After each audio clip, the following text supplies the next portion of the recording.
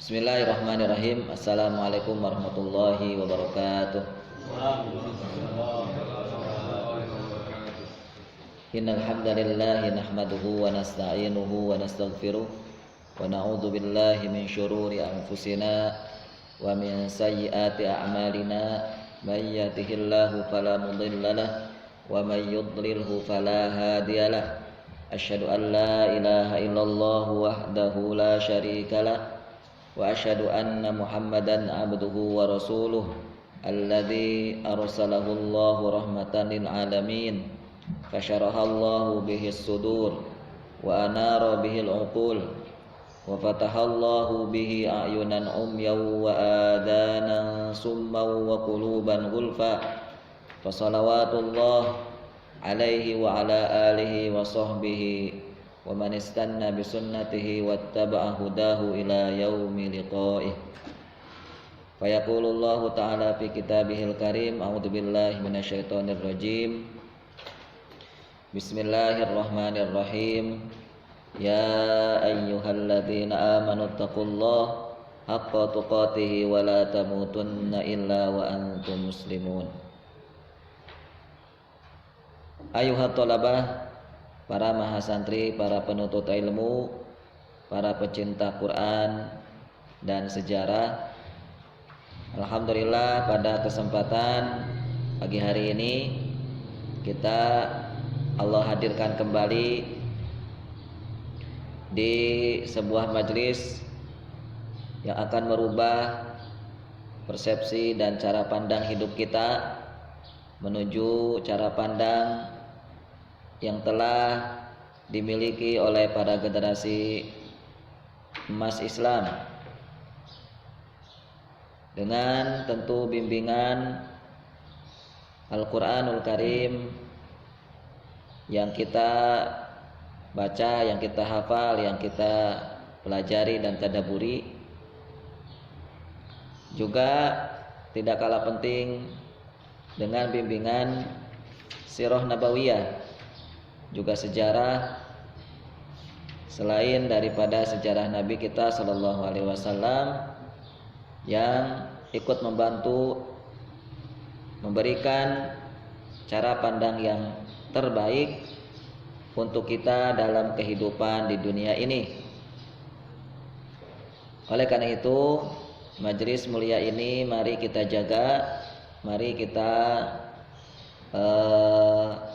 tingkatkan menuju peningkatan yang terbaik agar kita mendapatkan kebaikan-kebaikan yang begitu luar biasa.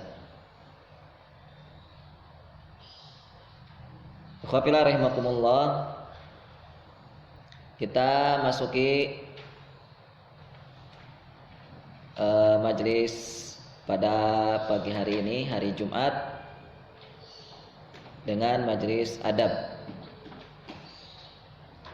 yang kita akan melanjutkan pembahasan tentang muqaddimah atau pendahuluan pada kitab At-Tibyan fi Adabi Hamalatil Quran, di dalam kitab At-Tibyan fi Adabi Hamalatil Quran. Masih pembahasan tentang kemukjizatan Al-Quranul Karim. Dalam poin ini Al-Imam An-Nawawi Ad-Dimashqi mengatakan tentang kemukjizatan Al-Quran, tentang keistimewaan Al-Quran, bahwa Al-Quran itu merupakan al-mu'jizah al-mustamirrah ala ta'aqubil azman. Ini kitab suci yang kita miliki ini, kata Imam An-Nawawi, adalah merupakan kitab suci yang mukjizat, sebagai mukjizat al-mustamirrah, yang terus menerus walau zaman silih berganti. Walau zaman silih berganti, maka Al-Quran akan menjadi mukjizat, maka kemukjizatan Al-Quran akan selalu ada bersama Al-Quran, walaupun silih berganti zaman. Zaman kapanpun, zaman dimanapun, kapanpun itu, maka Al-Quran akan selalu menghadirkan kemukjizatannya. Al-mu'jizah al-mustamirrah ala ta'aqubil azman. Al-Quran merupakan mukjizat yang terus-menerus ada walau zaman silih berganti. Maka jika kemukjizatan Al-Quran itu akan terus-menerus, nah di sini ya pelajaran mahalnya. Kalau Al-Quran itu akan terus-menerus, mukjizatnya ada di dalam Al-Quran, ada setiap zaman, maka tidak akan ada yang mampu berhasil menjawab, ya, tidak akan adanya yang mampu berhasil menjawab dari para penentang Al-Quran. Orang-orang yang menentang Al-Quran, orang-orang yang tidak percaya kepada Quran, orang-orang yang menolak Al-Quran tidak akan pernah berhasil menjawab tantangan-tantangan Al-Quran, tidak akan pernah bisa berhasil menjawab, atau tidak akan pernah berhasil mengalahkan apa yang ada di dalam Al-Quran. Tidak akan berhasil memberikan cacat terhadap Al-Quran, baik itu dari kalangan manusia ataupun dari kalangan jin. Baik, kalau ada yang berhasil mematahkan, yang berhasil menjawab argumentasi Quran, atau berhasil membuktikan bahwa apa yang dikabarkan oleh Quran itu tidak terbukti benarnya, tentunya di sebuah zaman, ya, tentunya di sebuah waktu, di suatu tempat atau di sebuah zaman tertentu, dan itu mungkin sebelum kita bisa jadi, maka Al-Quran akan berubah, yakni tidak akan lagi menjadi mukjizat untuk kita di zaman ini, karena pernah di sebuah zaman Al-Quran ini, ya, Al-Quran ini dijawab, ya, ataupun Al-Quran ini berhasil dipatahkan, begitu. Al-Quran itu berhasil dipatahkan argumentasinya oleh seseorang, oleh sebuah kelompok atau siapapun itu. Contoh misalnya ketika Al-Quran menantang, dan ini merupakan salah satu bukti kemujizatan Al-Quran, yaitu dengan adanya ayat-ayat yang menantang manusia, ayat-ayat yang menantang jin. Ini bukti kemujizatan Al-Quran. Ketika Al-Quran menantang agar mendatangkan satu surat, Al-Quran menantang agar mendatangkan satu surat saja yang semisal dengan Al-Quran, yang sama yang ada di dalam Al-Quran. Coba datangkan satu surat saja, misalnya surat yang paling pendek saja, yaitu surat Al-Kautsar. Maka tantangan Al-Quran ini terbukti di zaman di mana Al-Quran pertama kali diturunkan, belum ada yang berhasil menjawab tantangan ini. Terbukti belum ada yang berhasil menjawab tantangan ini. Di zaman di mana Quran itu diturunkan, ya, ada orang-orang yang mau mencoba membuat yang sama seperti Quran. Karena Quran mengatakan fa'tu bisuratim mim mithli. Coba datangkan ayat dari kalian surat satu saja yang itu sama seperti Quran. Ya, maka datanglah wahyu atau surat-surat versinya Musailimah al-Kadzdzab. Sebagaimana yang kita sebutkan dan kita paparkan pada pertemuan yang lalu. Maka ketika ayat-ayatnya Musailimah al-Kadzdzab itu dibacakan, ya, maka tentunya orang-orang Arab bukan mengagungkan, bukan menghormati, bukan memuliakan, malah mentertawakan Musailimah al-Kadzdzab. Karena terbukti bahwa itu bukan Quran.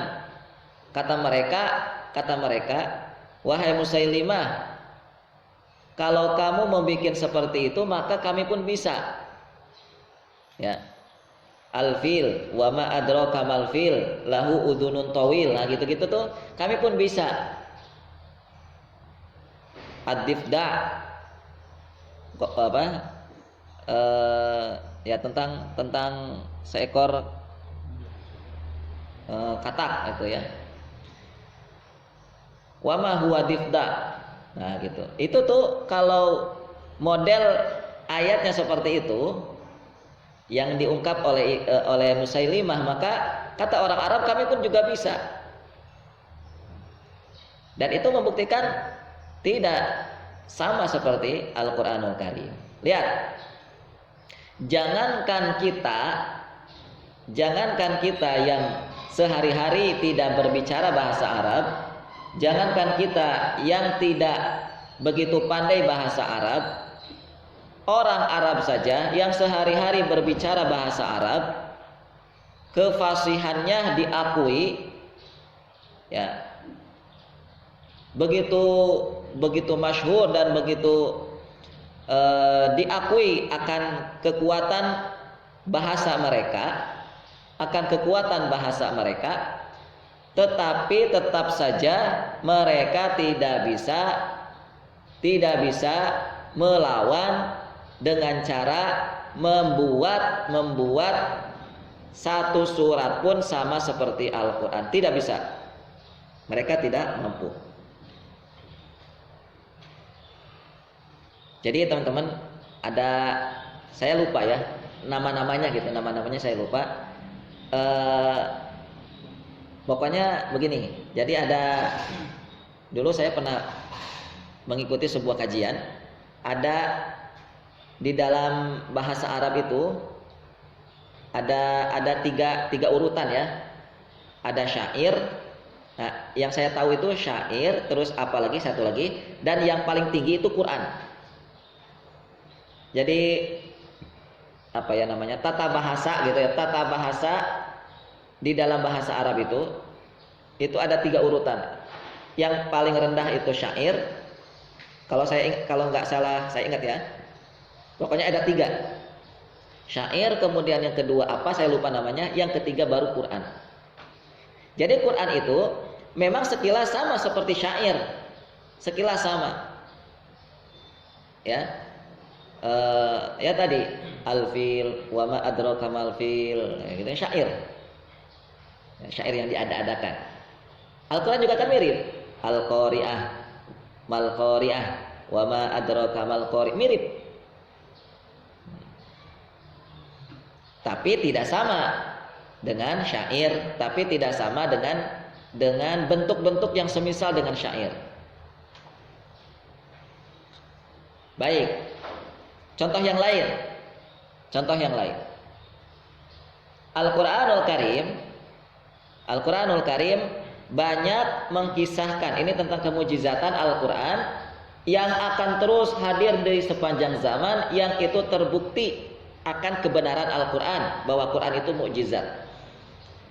Contoh lain, yang kedua, misalnya Al-Qur'an banyak mengkisahkan kisah-kisah yang telah terjadi, kisah-kisah yang telah terjadi sebelum turunnya wahyu yang pertama, surat Al-Alaq, kepada Rasul Muhammad SAW. Itu banyak sekali kisah-kisah di dalam Al-Quran. Dan ternyata setelah dibuktikan, semua kisah-kisah yang terjadi kisah-kisah yang terjadi sebelum Al-Quran itu diturunkan, maka setelah setelah dicek gitu ya keberadaannya, dicek kebenarannya, ternyata betul ada kisah tersebut.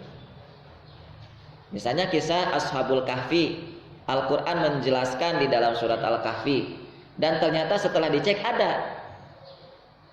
Dan kita tahu Ashabul Kahfi itu terjadi saat sebelum Al-Quran itu diturunkan kepada Nabi kita. Ashabul Ukhdud juga sama. Itu kisah terjadi sebelum Al-Quran diturunkan. Dan seterusnya. Lalu berikutnya,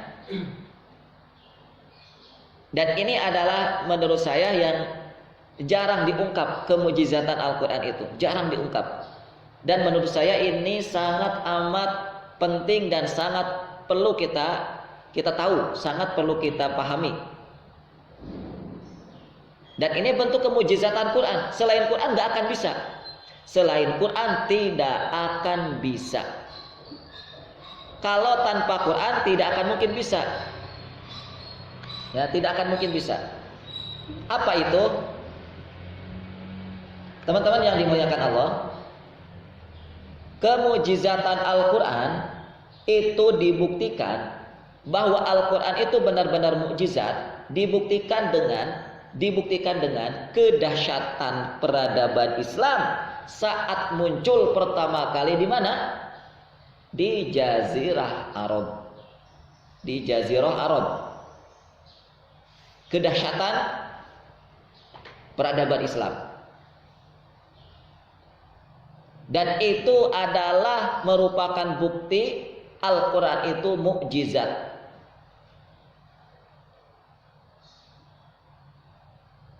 Tidak akan ada yang mampu menjadikan masyarakat Arab seperti itu dulu dan menjadi seperti kita saksikan hari ini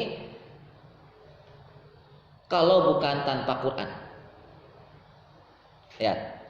Mari kita cek. Hal ini sebagaimana yang disampaikan oleh dua orientalis Jerman. Dua orientalis Jerman ini yang bernama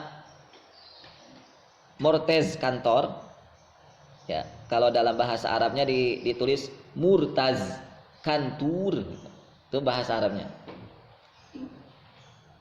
Dan yang satu lagi Florian Kajuri, yang bahasa Arabnya Florian Kajuri, nah, itu bahasa Arabnya.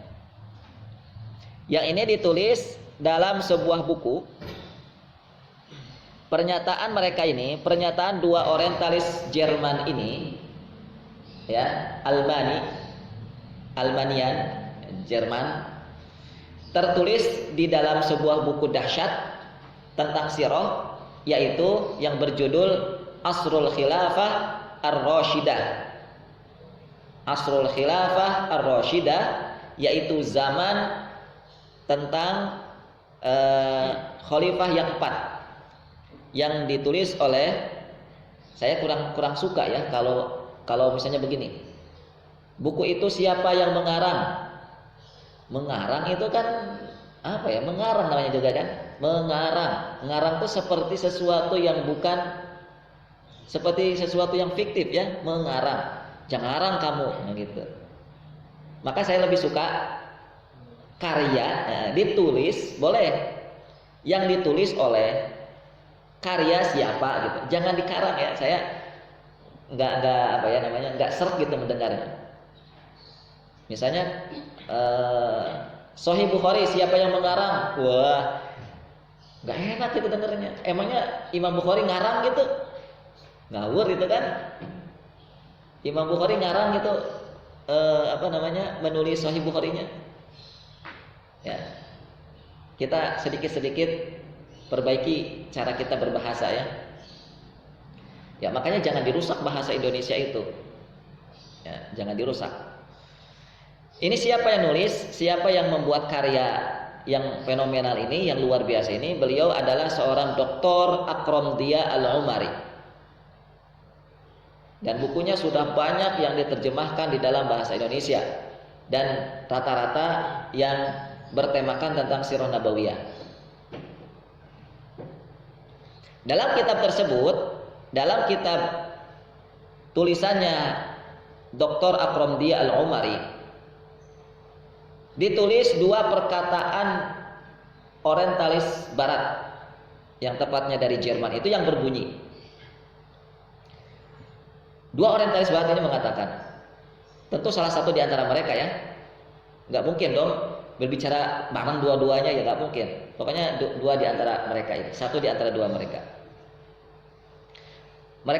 Di antara mereka mengatakan, bagaimana mungkin sebuah masyarakat yang tidak tersentuh langsung oleh peradaban yang ada di dunia saat itu, yaitu peradaban Romawi dan Persia, dan tentunya peradaban-peradaban sebelumnya. Di situ ada peradaban Mesopotamia, di situ ada peradaban banyak lagi, tidak menyentuh masyarakat Arab, tidak menyentuh masyarakat Arab gitu. Tiba-tiba muncul sebagai sebuah kekuatan besar yang meruntuhkan semua peradaban itu. Runtuh semua peradaban itu. Dan bukan hanya runtuh, tetapi bisa sampai mendominasi di dunia ini. Bisa sampai mendominasi. Mereka katakan dengan istilah la dhahirah gharibah, la dhahiratun gharibatun. Mereka katakan sebagai sebuah fenomena yang asing, gharib. Ada sebuah negara, ada sebuah masyarakat yang tidak tersentuh dengan peradaban, tetapi tiba-tiba dengan waktu yang singkat ini masyarakat menjadi kekuatan dunia. Ya, gharib kata mereka, dhahiratun gharibatun. Ini sebuah fenomena yang sangat asing, fenomena yang sangat janggal, yang sulit untuk dipahami dan dinalar itu sulit kata mereka. Lalu mereka mengatakan lagi, umat Islam, ya mereka katakan sebagai Arab, yaitu Arab kata mereka, karena yang mereka tahu umat Islam itu Arab, padahal Arab itu bukan tentu Islam. Ya. Umat Islam mencapai kematangan pemikirannya, tentu diawali dari kematangan pemikiran untuk mencapai kematangan yang lain.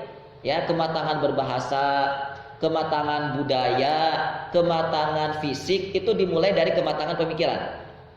Umat Islam, mereka katakan begitu, mencapai kematangan pemikiran dengan sangat cepat sekali, dan ini tidak mungkin muncul tiba-tiba. Pasti di situ ada satu alasan yang sangat kuat, dan itu kemudian meledakkan.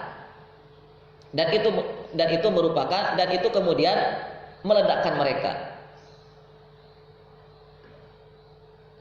Lalu mereka mengatakan kembali, bangsa Arab merupakan satu fenomena yang khariqah. Khariqah itu sesuatu yang sama seperti mukjizat. Ya. Karena menurut mereka, nalar mereka nggak mungkin bisa terjadi seperti ini. Ini sesuatu khariqah, sesuatu yang luar biasa. Ya, asli artinya kholik itu adalah luar biasa. Sesuatu yang tidak normal kata mereka. Tidak normal.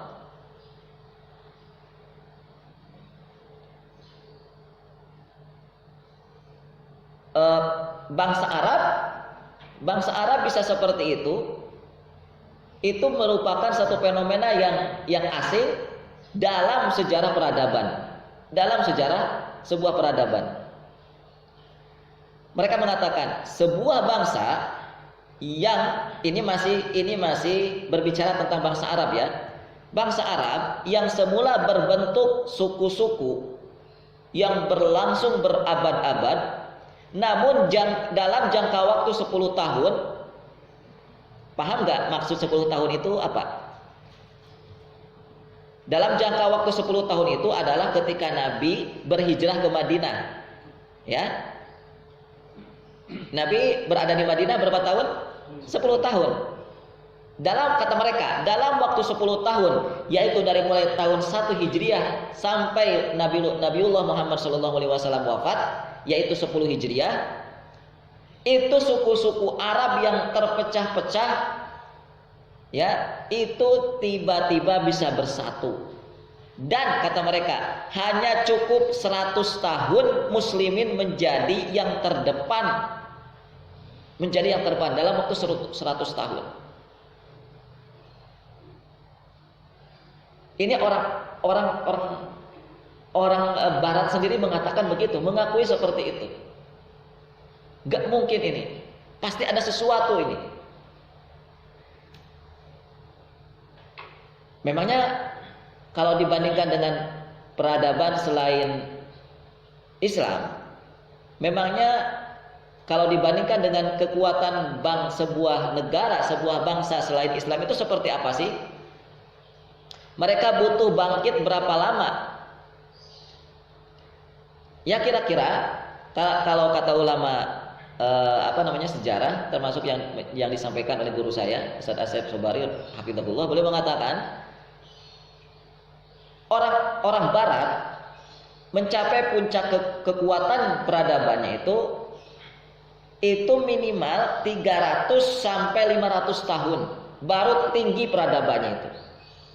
Tapi muslimin hanya 100 tahun saja itu sudah menjadi kekuatan dunia nomor 1. Ya, cukup 100 tahun saja. Jadi bonus berapa tahun itu?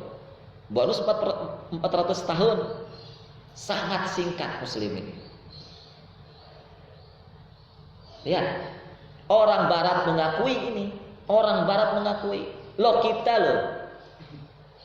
Muslimin hari ini mereka ketika melihat fenomena-fenomena yang ada di Eropa dengan kecanggihan teknologinya, dengan kekuatan peradabannya, apa respon, apa yang dirasakan oleh muslimin hari ini?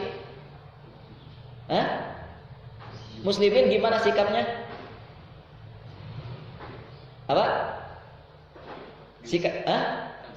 Takjub sama Barat ya, takjub apalagi? Wah, segala macam ya. Padahal kalau muslimin tahu bahwa muslimin memiliki peradabannya sendiri dulu yang jauh lebih cepat dari peradaban Barat sekarang,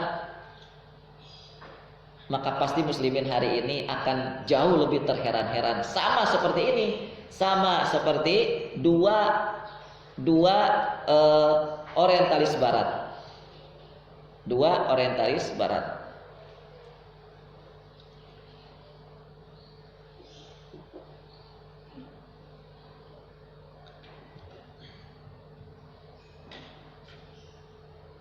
Lalu sang penulis, tadi siapa yang menulis kitab ini? Dr. Akrom Dia Al-Umari menjawab. Pakar sejarah langsung menjawab.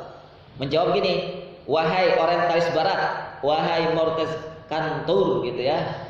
Nah, gitu. Dan konco-konconya gitu. Kalian tahu kenapa muslimin bisa seperti itu? Itu ucapan saya ya. Cuman beliau jawab gini. tilkan nadhariyah allati gharrasal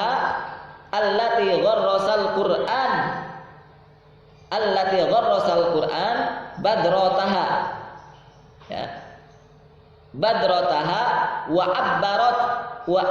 abbarat anha sunnah. Ini bermula kenapa pribadi-pribadi seorang muslim itu bisa seperti itu. Ini bermula dari Quran sebagai benih. Allati gharrasal Quran badrataha. Ini bermula dari Quran sebagai benih yang ditanam di dalam diri manusia. Itu dimulai dari Quran. Maka sekali lagi ini juga sekaligus menguatkan tentang kenapa kita harus serius belajar sirah itu. Karena nggak mungkin kita bisa memahami kekuatan Quran yang kita baca tiap hari, menghafal Quran tiap hari, kalau kita nggak kenal sejarah. Nggak mungkin kita mengenali kekuatan Quran ini, kedahsyatan Quran, keistimewaan Quran, kemujizatan Quran. Itu tidak mungkin kita bisa memahaminya kalau kita tidak suka sejarah, kalau kita tidak paham sejarah, kalau kita tidak mau membaca sejarah. Ya. Yuk kita buktikan. Perhatikan sejarah. Ya, perhatikan sejarah. Jadi memang ikhwafillah rahimakumullah, ya, sejarah kita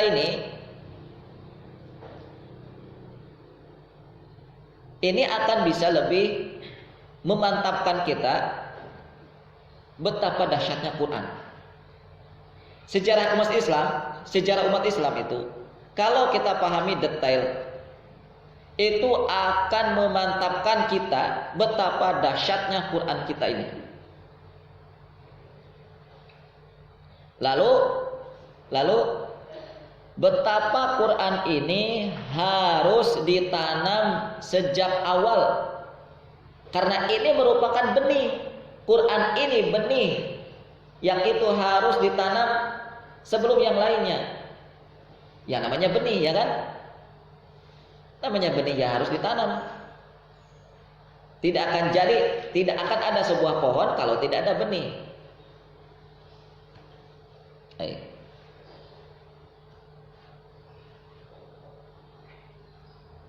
Sehingga dengan memahami sejarah ini, tentunya dengan melihat kondisi orang Arab, yaitu kondisi Islam di awal dulu, orang Barat saja terheran-heran. Orang Barat saja terheran-heran. Dalam sisi apapun, baik itu ekonomi, kemudian militer, kemudian ilmu. Bahwa itu kalau kita pelajari sejarah Islam, kalau kita pelajari peradaban di Madinah, apalagi kita teruskan peradaban Islam di Baghdad, kita teruskan peradaban Islam di Eropa, kita teruskan peradaban Islam sebelumnya misalnya di Afrika, wah, kita akan terbelalak. Peradaban hari ini itu nggak apa-apanya, belum apa-apanya peradaban hari itu. Hari ini yang kita saksikan, peradaban hari ini yang kita lihat pesawatnya, kereta api super cepatnya, kemudian apalagi ada roket yang bisa naik ke atas langit. Apa muslimin tidak bisa buat? Kata siapa muslimin dulu ketika berada di puncaknya, waktu masih di Andalus, waktu masih di Afrika? Kata siapa mereka tidak bisa membuat? Pesawat saja itu pertama kali diinisiasi oleh muslimin. Dan banyaklah. Nah, itu sudah menjadi rahasia umum. Orang Barat sendiri mengakui tetapi mereka tidak mau membocorkan rahasia ini. Kalau dibocorkan maka Eropa menjadi Islam. Pasti itu. Kalau dibocorkan bahwa segala teknologi hari ini itu sumbangsih dari siapa? Muslimin. Segala peradaban Eropa yang disombong-sombongkan, yang dibangga-banggakan Eropa itu sumbangsih muslimin.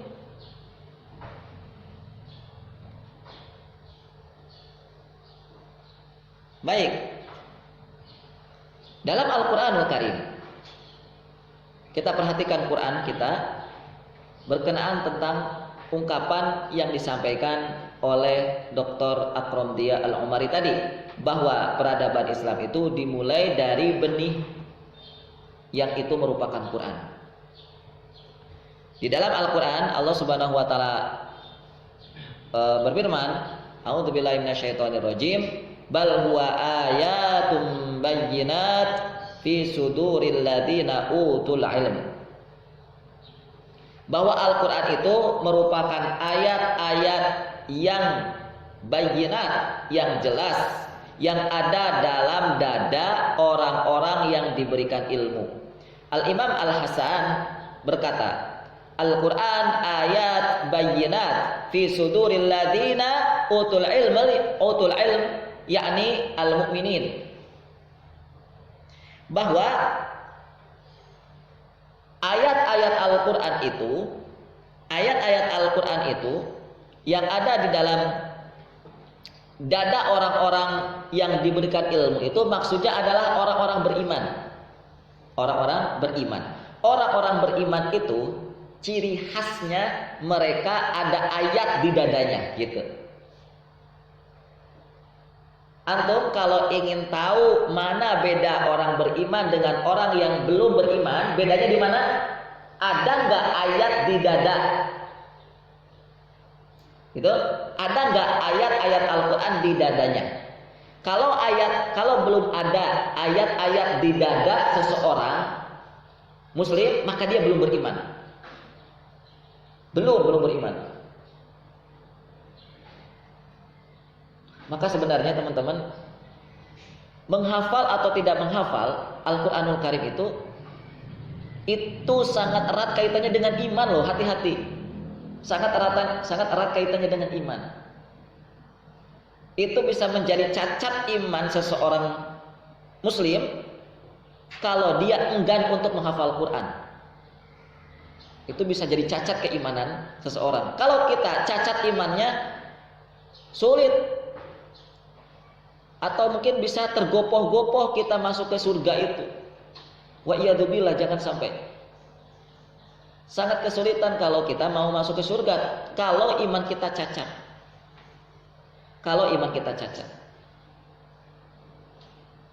Karena Al-Quran mengatakan bal huwa ayat bayyinat fi suduril ladzina utul ilm. Ini membuktikan bahwa kata Imam Al-Hasan Al-Basri ya, beliau mengatakan bahwa ini adalah orang beriman.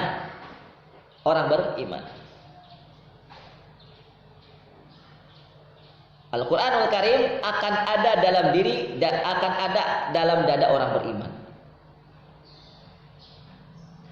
Sehingga membuktikan bahwa, menjelaskan bahwa kalau ingin tahu kita sudah beriman atau belum, kita ini orang beriman atau tidak, maka perhatikan di dada kita ada Quran apa tidak.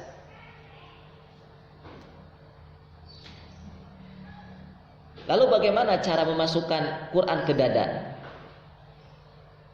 Ya harus lewat sini dulu, lewat kepala dulu, diputar-putar di sini, setek masuk ke dalam dada. Itu, yaitu dengan cara dihafal. Lalu yang kedua, ayat ini menjelaskan bahwa Al-Quran itu tidak boleh hanya ada di kepala saja. Al-Quran itu tidak boleh muter-muter di kepala. Al-Quran itu tidak boleh hanya muter-muter di lisan. Tapi Al-Quran harus sampai masuk ke dalam dada. Ya, Al-Quran itu harus sampai masuk ke dalam dada kita. Karena itu yang akan membuktikan keimanan seseorang. Karena itu yang akan membuktikan keimanan seseorang.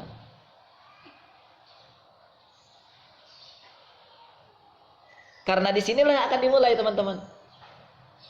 Al-Quran itu, lihat, Al-Quran itu ketika dia sudah masuk ke dada seseorang, disinilah akan dimulai sebuah perubahan. Sebuah perubahan itu dimulai dari mana? Sebuah perubahan dalam diri seseorang dimulai dari mana? Dimulai dari hati, dimulai dari dada yang di dalamnya ada hati, yang di situ ada benih Quran. Dimulai dari situ. Kalau seorang muslim mengaku dia beragama Islam, belum ada Quran di dada mereka, maka sampai kapanpun mereka tidak akan pernah berubah, tidak akan. Oleh karena itu, Nabi kita Shallallahu Alaihi Wasallam saat membacakan wahyu, ya, saat membacakan wahyu dan menanamkan pada dada orang-orang beriman, yaitu para sahabat, itu merupakan, bisa dimisalkan, dicontohkan seumpama Rasul kita ini sedang menanam benih unggul di dada mereka, di dada para sahabat.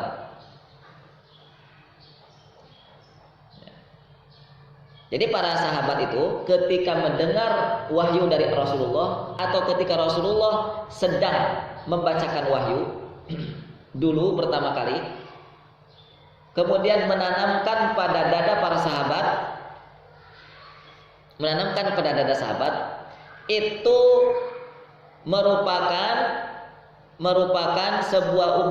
sebuah permisalan tentang bahwa Nabi kita sedang menanam benih yang akan merubah status mereka. Benih yang akan merubah status mereka.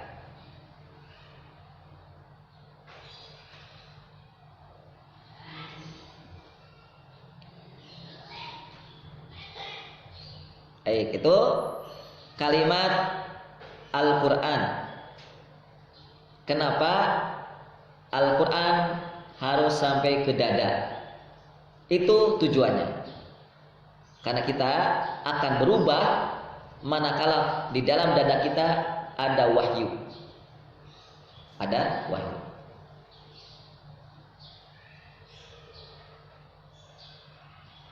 Jadi ini adalah merupakan bukti kemujizatan Quran dengan cara kita membaca sejarah. Dengan cara membaca sejarah. Baik.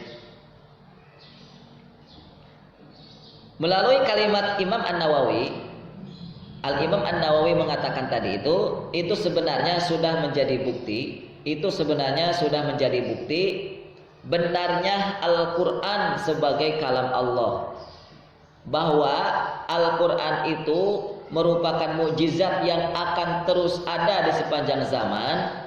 Itu sebenarnya sudah cukup membuktikan bahwa Al-Quran itu adalah kalam Allah, bukan kalam manusia, bukan yang dibikin oleh manusia. Yang itu sudah cukup memberikan sebuah tanda manusia harus beriman kepada Quran.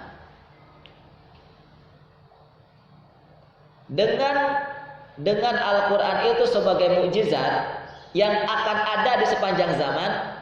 Al-Quran mukjizat di zaman Nabi, iya. Al-Quran menjadi mukjizat di zaman sahabat, iya. Al-Quran menjadi mukjizat masih tetap menjadi mukjizat di zaman tabi'in, iya. Al-Quran masih tetap menjadi mukjizat di zaman di zaman kapanpun dan zaman kita hari ini itu sudah membuktikan, sudah cukup membuktikan bahwa Quran itu kalam Allah. Dan yang kedua itu membuktikan bahwa ini harus menjadi tanda manusia itu mengimani Quran.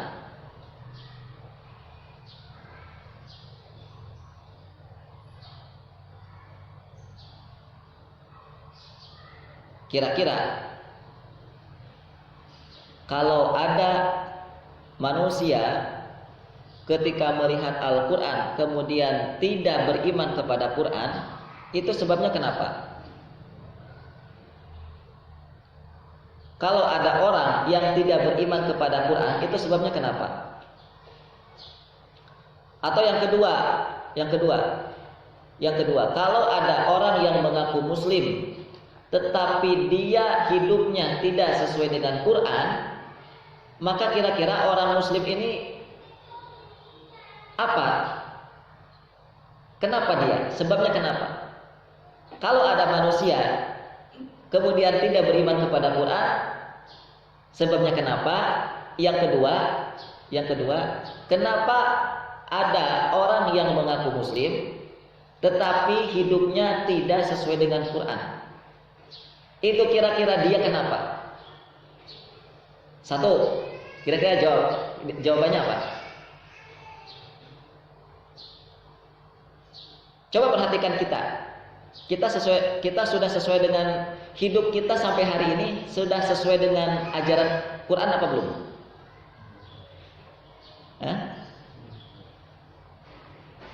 Jawabannya kenapa kalau belum?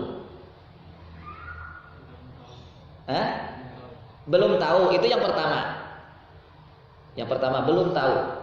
Yang kedua apa lagi? Gak usah jauh-jauh lah, kita sendiri. Kenapa sampai hari ini hidup kita ini belum sesuai dengan contoh Quran? Kira-kira kenapa? Selain belum tahu. Apa cukup? Belum tahu? Yang kedua apa?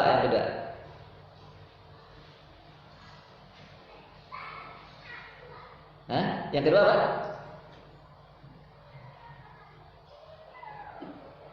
Gini.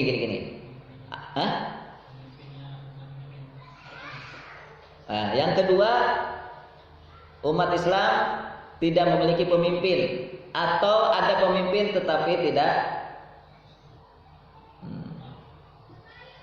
Qurani. Yang ketiga apa lagi?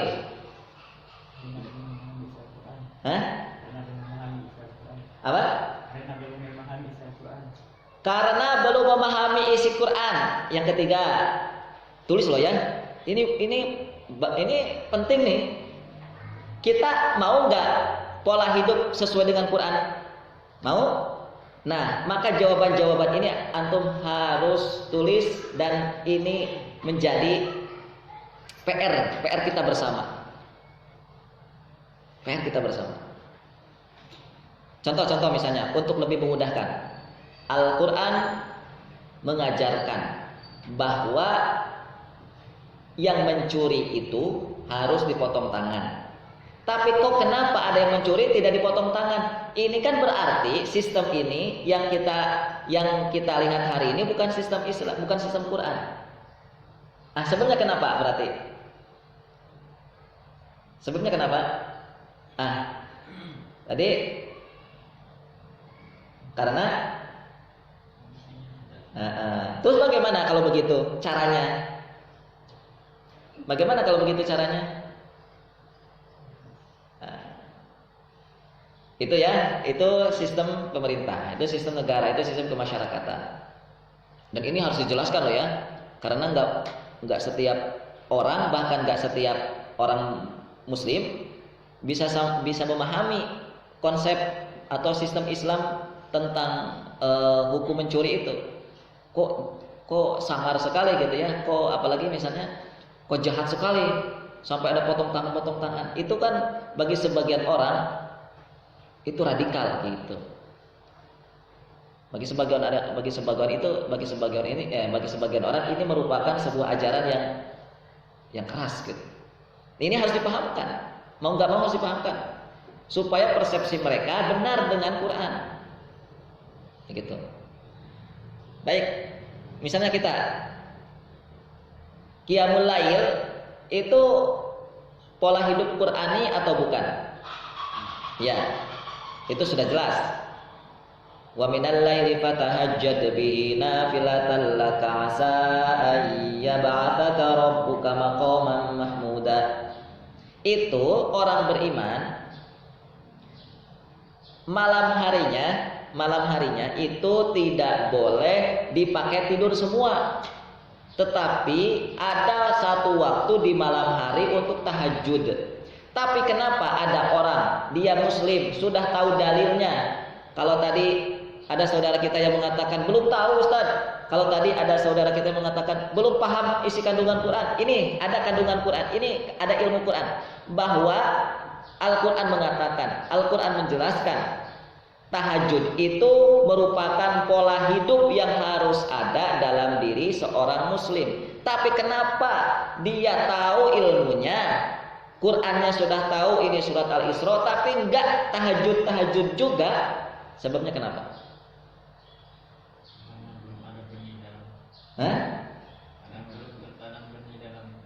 Karena belum tertanam benih di dalam dadanya. 4 ditulis ya itu. Belum ada benih.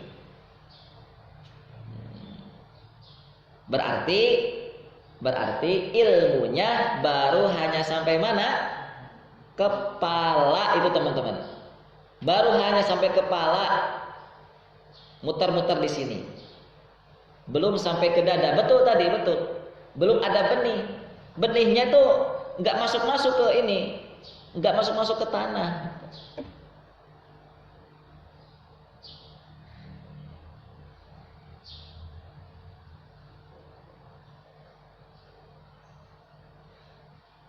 Dari kalimat Al-Imam An-Nawawi ini juga terdapat satu isyarat bahwa dengan sejarahlah bisa dibuktikan akan kemujizatan Al-Quran. Ya. Karena ketika kita membaca kalimatnya Imam Nawawi, al-mu'jizah al-mustamirrah ala ta'aqubil azman, bahwa mukjizat Al-Quran itu akan terus berlangsung di sepanjang zaman.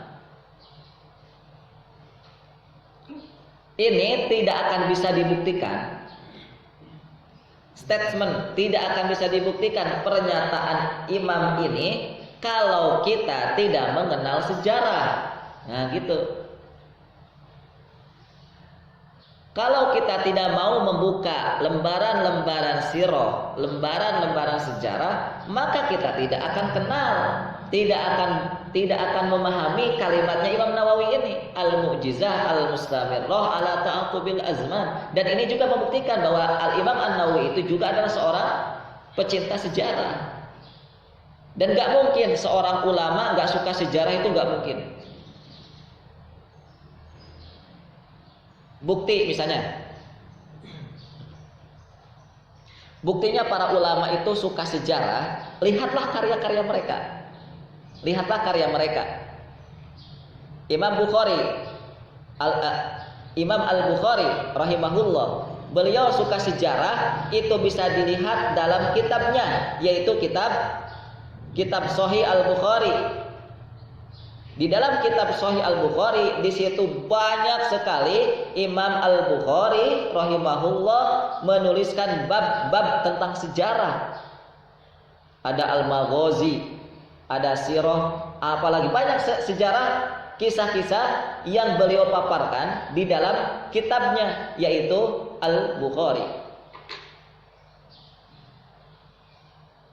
Kita tahu dari mana kita suka sejarah?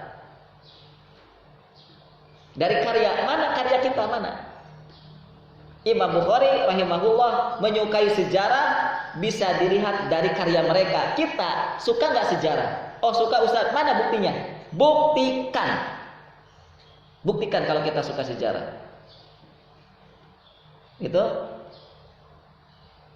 kalau belum ada bukti, berarti kita memang masih tidak suka dengan sejarah.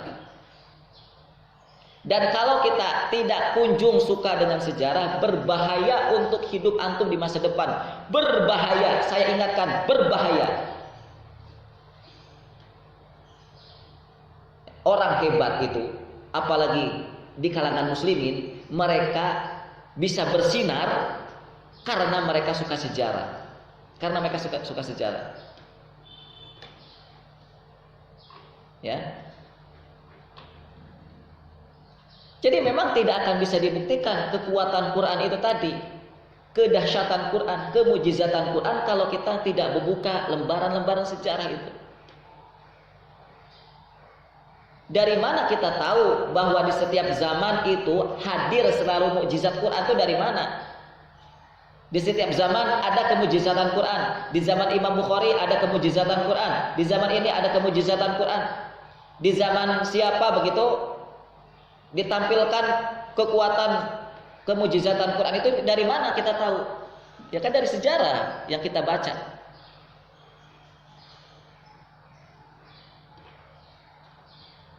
Cobalah kita buka sejarah.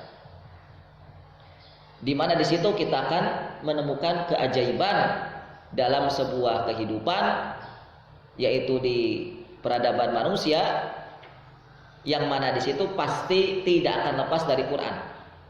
Kalau ada sesuatu yang ajaib pada kehidupan peradaban manusia, ingatlah pasti di situ ada Al-Quran. Tidak akan mungkin sesuatu yang tidak akan mungkin sesuatu itu ajaib yang ada dalam kehidupan manusia tanpa Quran, itu enggak mungkin.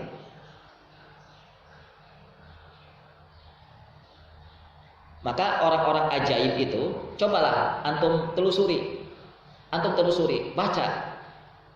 Siapa yang antum kenal, siapa yang antum tahu orang-orang ajaib, baca. Dan dipastikan orang-orang ajaib itu pasti mereka sadar atau tidak mereka telah bersentuhan dengan Quran, gitu. Karena Quran melahirkan keajaiban, karena Quran mukjizat, ya kan? Jadi karakteristik Quran itu mengeluarkan keajaiban. Karakteristik Quran itu mengeluarkan kekuatan. Dari mana seorang Tariq bin Ziyad rahimahullah, seorang anak muda usia berapa tahun tuh, menyeberangi Selat Gibraltar. Nah, Gibraltar itu kan selat, bukan sungai. Bukan sungai apa ini namanya? Bukan sungai Serayu. Itu selat luar biasa luas yang membentang antara Afrika sampai Eropa. Di ini dia apa namanya? Renang, ya Allah, sendirian. Tiba-tiba muncul sebuah kekuatan besar di Eropa dengan sebab seorang Tariq bin Ziyad. Itu seorang Tariq bin Ziyad. Itu kalau bukan kekuatan Quran yang ada di dada beliau, nggak mungkin, mustahil. Emangnya apa tuh namanya, seorang Tariq bin Ziyad itu rahimahullah, beliau rela capek-capek renang lagi, emang nggak takut tenggelam gitu? Ngapain juga nyeberangi laut, nyeberangi selat, kemudian sampai ke bibir pulau Eropa itu ngapain? Mau ngapain ke sana? Kalau tidak ada tujuan. Kalau ada tujuan pasti itu. Dan kita perlu tahu tujuannya itu pasti ada sentuhan Qur'ani di situ. Ada sentuhan Qur'ani. Misal ada seorang sahabat dahsyat luar biasa. Misalnya seorang sahabat yang bernama siapa namanya? Seorang yang sudah sepuh yang ikut Yang ikut Konstantinopel itu siapa? Abu Ayyub Al-Ansari. Sudah sangat sepuh, lemah. Tetapi kelemahan beliau itu kok masih juga tidak tetap ikut untuk bertualang ke mana, ke Turki Utsmani, ke Turki gitu ya, ke Eropa untuk menjebol Konstantinopel. Itu kenapa? Padahal sudah sepuh sama sahabat-sahabat yang lain, bukan sahabat dulu itu, kebanyakan tabiin mengatakan, wahai sahabat, wahai Abu Ayyub, engkau sudah engkau sudah dimaklumi, fisik engkau sudah lemah. Sudahlah, jangan ikut dengan kami, jangan. Sudah banyak para sahabat yang melarang, sudah banyak di kalangan tabi'in yang melarang, jangan ikut. Tapi ternyata Abu Ayyub Al-Ansari yang sudah usia tua itu tetap saja ikut. Kenapa? Karena ada sentuhan Quran di situ. Ada sentuhan Quran. Gitu teman-teman ya. Kemujizatan Quran itu dibentuk dari dilihat bentuknya adalah seperti itu. Lanjut. Pada kalimat yang lain, Al-Imam An-Nawawi mengatakan, atau gini ya, itu kan sahabat ya. Sekarang usia yang hari ini ada di dalam kehidupan kita, ada nggak kita ini pernah merasakan sesuatu yang dahsyat dalam kehidupan kita, seperti sahabat? Kita yang sudah usia 19 tahun, kita yang sudah usia 30 tahun seperti saya, kira-kira usia yang membentang bertahun-tahun itu, kita pernah nggak merasakan dalam diri kita sesuatu yang dahsyat? Kalau belum, berarti Quran kita belum kita rasakan sebagai kemujizatan, sebagai sesuatu yang mujizat. Kalau belum, berarti kita belum merasakan kekuatan Quran. Kalau kita belum menemukan sesuatu yang dahsyat sepanjang kehidupan kita. Itu harus begitu sahabat kita merasakan begitu, dan itu membuktikan adanya di ruang dada kita ini benih Quran, ada Quran di dada kita. Baik, lanjut. Allati tahadda bihal ins wal jan bi ajma'ihim. Ini lanjutan dari kalam Al-Imam An-Nawawi. Allati tahadda au allati yutahadda, ini ada beberapa ungkapan. Bihal ins wal jan bi ajma'ihim. Ini masih juga berkenaan tentang kemujizatan Quran, kekuatan Al-Quran. Yang mana manusia dan jin semuanya ditantang oleh Quran. Adakah yang bisa membuat yang serupa, atau adakah yang bisa membuat yang bisa menandingi Quran? Jadi Quran itu pernah menantang. Ya memang betul, Al-Quran berbunyi fa'tu bisurah, itu menantang. Tahadda itu menantang. Menantang siapa? Al-ins wal jin bi ajma'ihim, semuanya ditantang oleh Quran. Yo, siapa yang berani mengeluarkan ilmu kalian untuk bisa menyamai Quran, atau jangankan menandingi, menyamai saja, siapa di antara kalian yang siap, yang mau? Nah, itu kalimatnya Imam Nawawi. Baik, kita coba perhatikan. Dari ungkapan tantangan Quran ini, kita akan menelisik lebih dalam. Gini, kalau menantang itu biasanya berapa lawan berapa?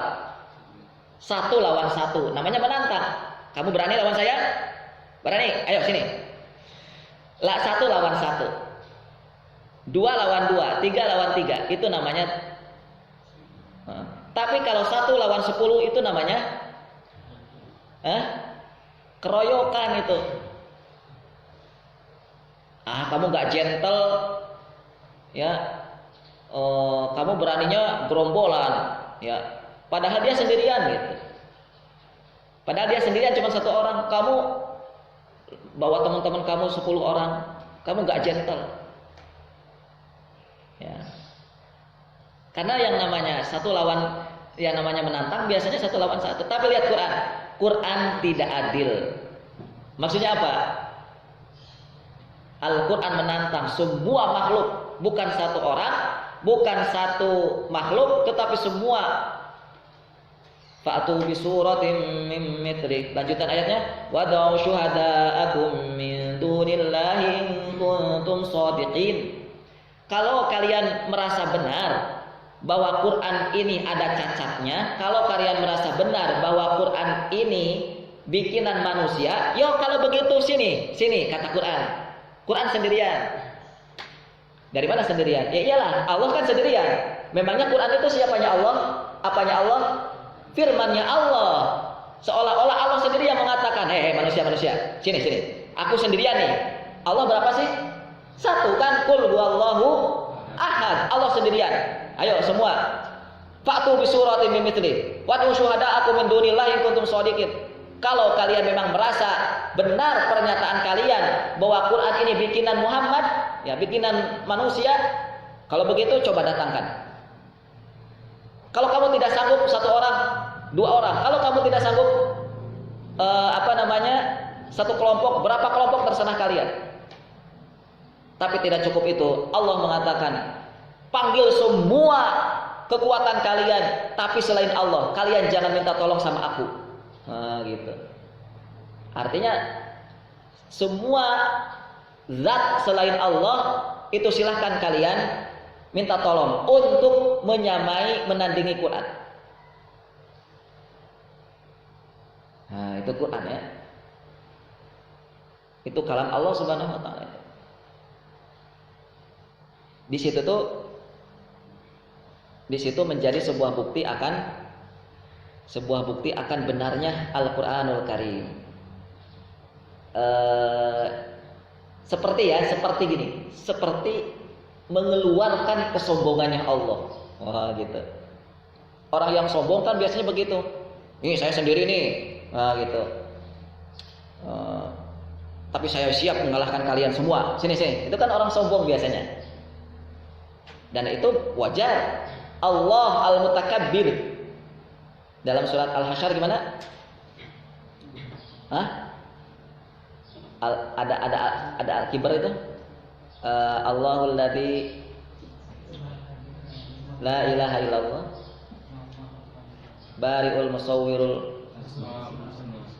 Terus? Belum, enggak ada ya? Enggak ada kibar-kibar di situ.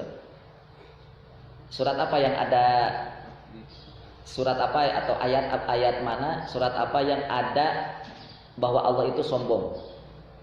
Bahwa Allah itu punya sifat sombong. Al-Mutakabbir.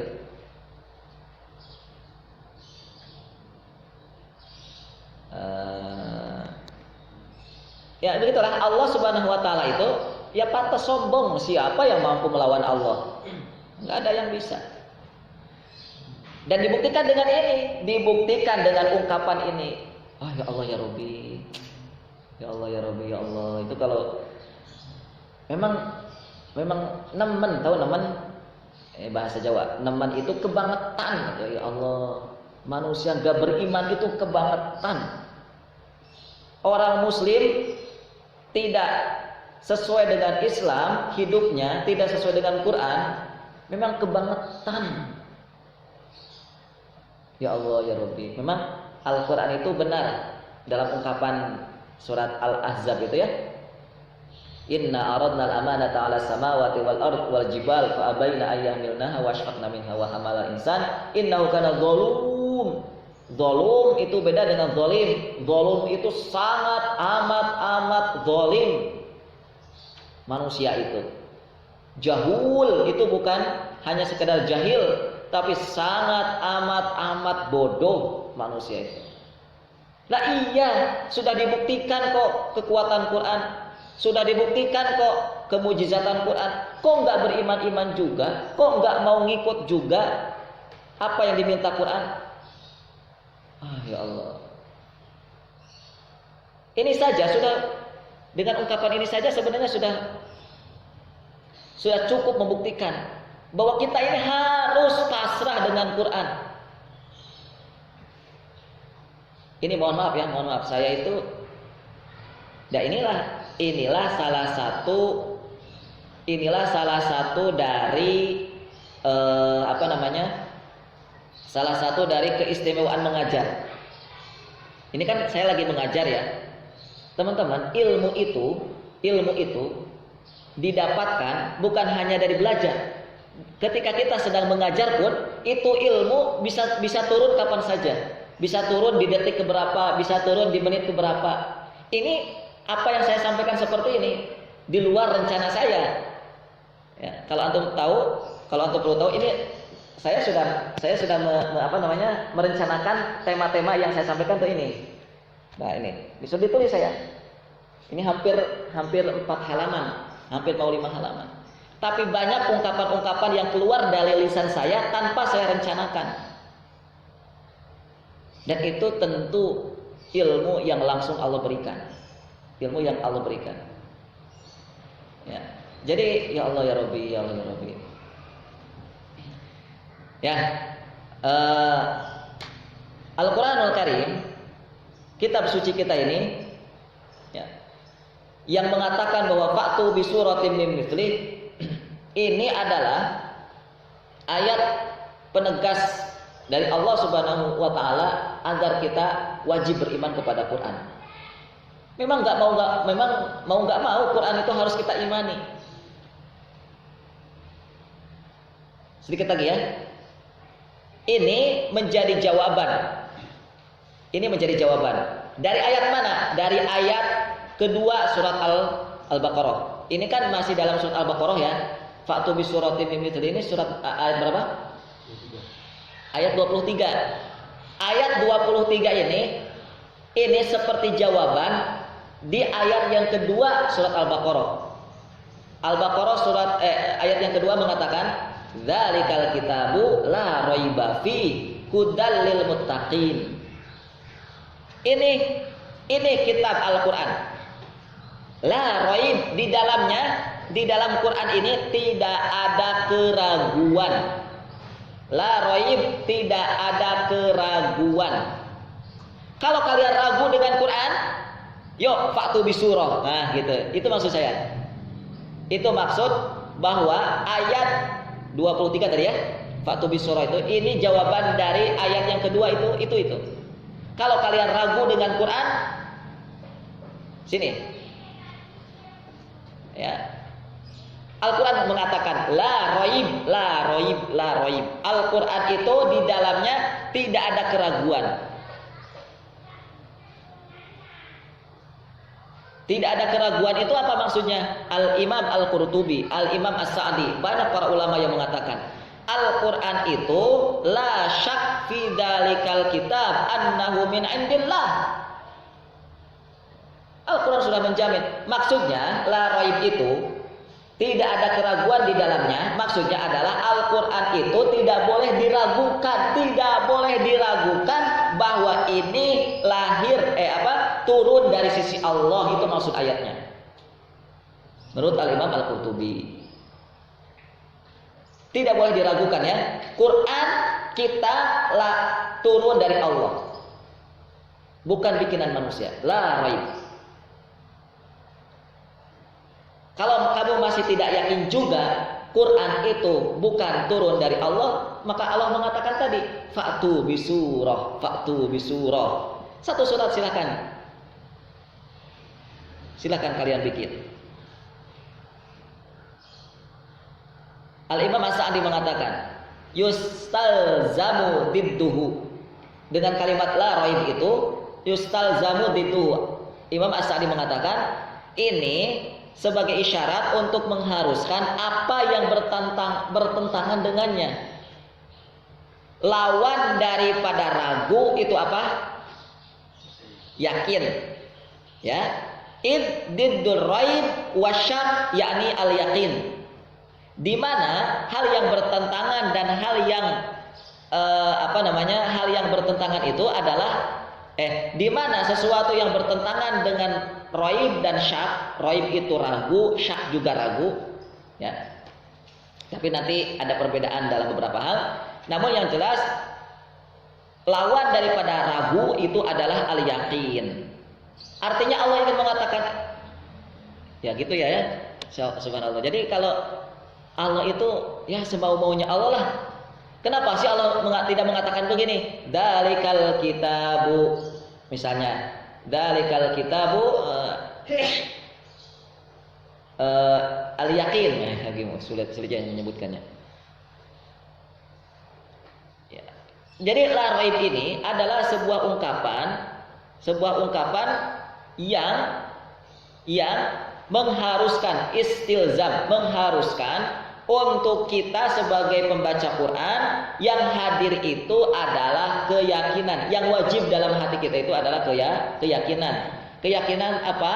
Bahwa Al-Quran itu dari Allah. Fahadal kitab mustamil ala ilmil yaqin al-mazil li syak war raib.